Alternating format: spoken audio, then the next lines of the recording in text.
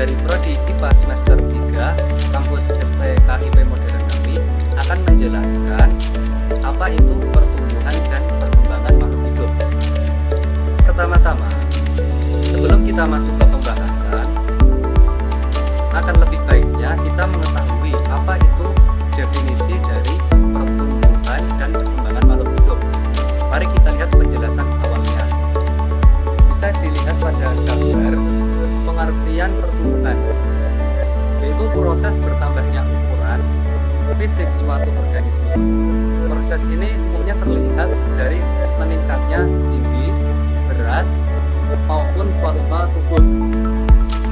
Pertumbuhan terjadi karena pembelahan dan pembesaran sel dan bersifat permanen sehingga tidak dapat kembali seperti ukuran semula.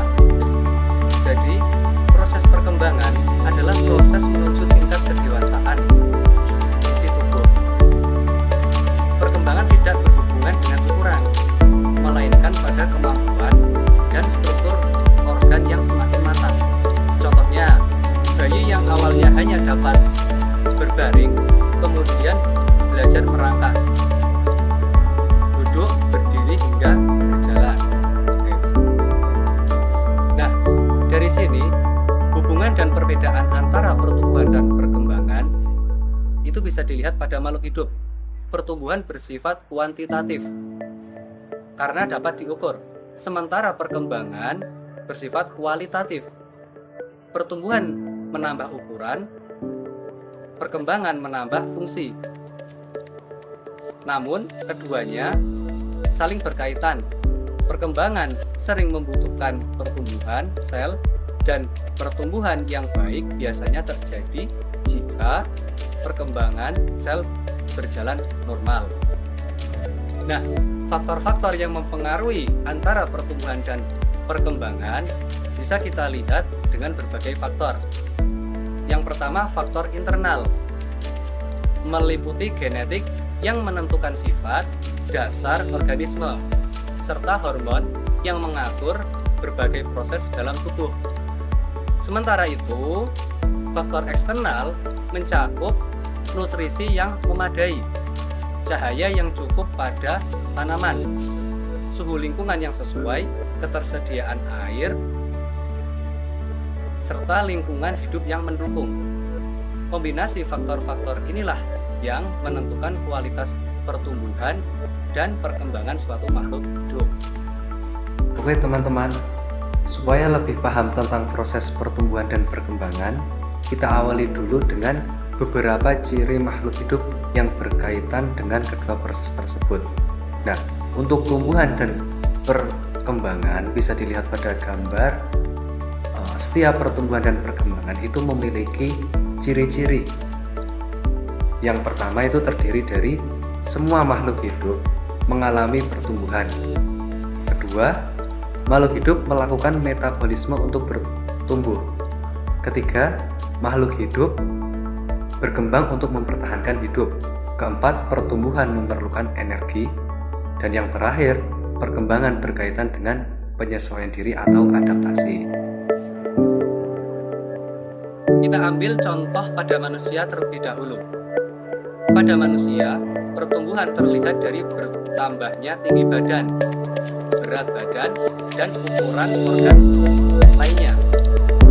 Sedangkan perkembangan tampak dari kemampuan seperti berjalan, berbicara, berpikir abstrak, hingga mencapai kematangan seksual di masa pubertas. Semua proses ini menunjukkan bahwa manusia mengalami perubahan fisik sekaligus perubahan fungsi secara bertahap. Contoh pertumbuhan pada tumbuhan yaitu pertumbuhan dapat dilihat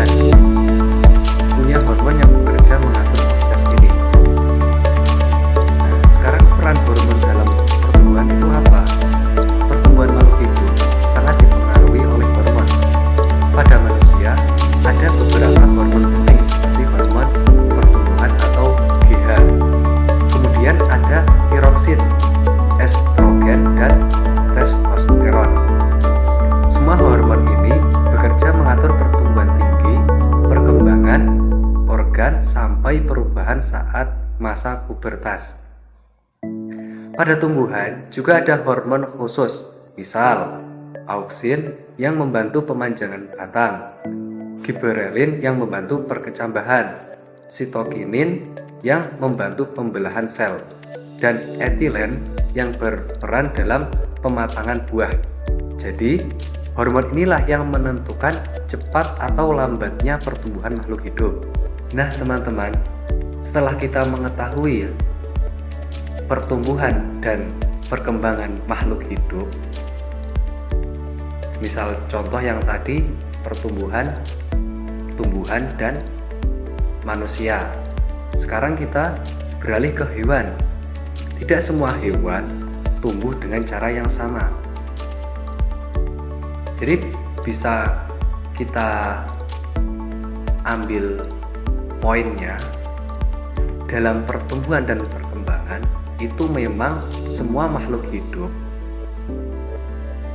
itu pasti mengalami pertumbuhan dan perkembangan. Akan tetapi untuk cara hewan itu tumbuh itu berbeda-beda. Ada beberapa hewan yang mengalami perubahan bentuk yang cukup besar dari kecil sampai dewasa. Nah, proses ini disebut metamorfosis. Oke teman-teman, kita bisa melihat pola pertumbuhan. Dalam grafik pertumbuhan, organisme biasanya mengalami pola kurva sigmoidal pada fase awal. Pertumbuhan berlangsung lambat karena sel masih menyesuaikan diri, memasuki fase percepatan. Pertumbuhan berlangsung pesat akibat pembelahan sel yang aktif. Namun, ketika sumber daya mulai terbatas, pertumbuhan melambat hingga akhirnya mencapai fase stasioner, di mana laju pertumbuhan menjadi stabil. Kesimpulannya, pertumbuhan dan perkembangan merupakan dua proses yang saling melengkapi pada makhluk hidup. Pertumbuhan menambah ukuran, sementara perkembangan menyempurnakan fungsi. Keduanya dipengaruhi oleh beberapa faktor internal dan eksternal, serta dapat diamati melalui berbagai contoh pada manusia, hewan, maupun tumbuhan. Dengan memahami kedua proses ini, kita dapat lebih memahami dinamika kehidupan setiap makhluk. Oke teman-teman, semoga dari penjelasan yang saya jelaskan, teman-teman bisa memahami proses bagaimana pertumbuhan dan perkembangan yang ada pada makhluk hidup. Untuk selanjutnya, saya akan memberikan beberapa pertanyaan esai. Pertanyaan yang pertama, bagaimana proses pertumbuhan dan perkembangan yang ada pada tumbuhan itu bisa saling berkaitan? Pertanyaan yang kedua, dan perkembangan yang ada pada makhluk hidup. Grafik yang ada pada makhluk hidup, saya akan memberikan beberapa pertanyaan bagaimana proses pertumbuhan yang ada pada tumbuhan.